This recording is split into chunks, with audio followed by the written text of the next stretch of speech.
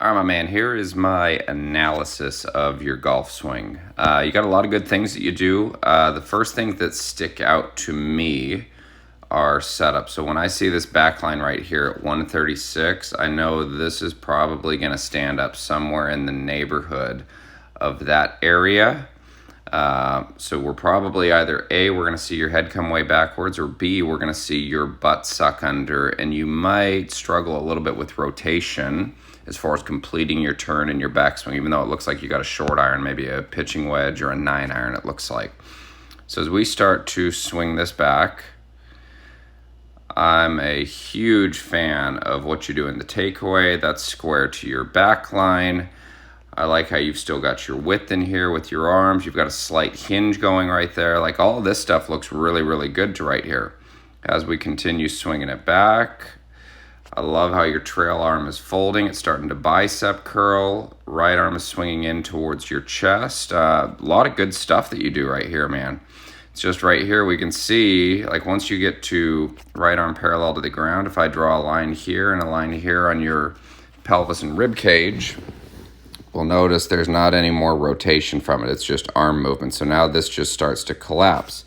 Good news is wrist is fairly flat. Looks like you got a stronger grip, so that's not a bad spot right there.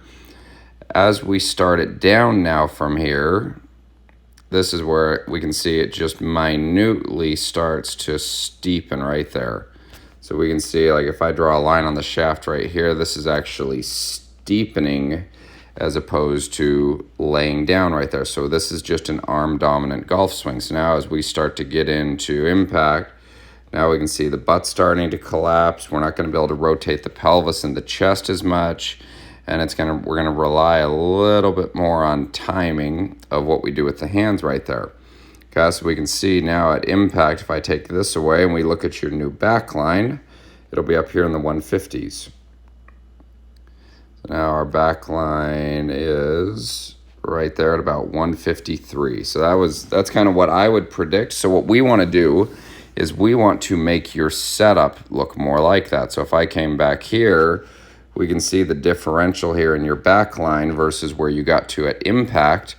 I would like to see you start more there. So what this is going to require is we need to level out the pelvis.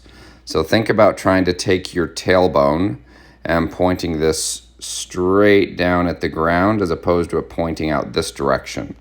That would be number one. So then your pelvis will sit more underneath your core, and you will just be bending more from your mid-spine, the thoracic spine or rib cage, to get down to the golf ball. That way you're not top heavy. So like for your balance loss, because you're top heavy, is your butt chooses to go this direction, which makes it harder to rotate through the shot. And we're having a time lengthening out your trail arm.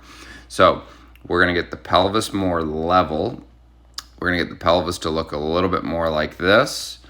Your core is going to be more underneath it, and then you will just be bending from the middle part of your spine to get down to it, relaxing there. And then the relationship I would like to see is if I drew a line straight up and down on the balls of your feet, I want to see the balls of your feet, your knees, and the back of your armpits in line with that, so we can see how far forward your armpits are. That's why we saw the butt move so far forward right there.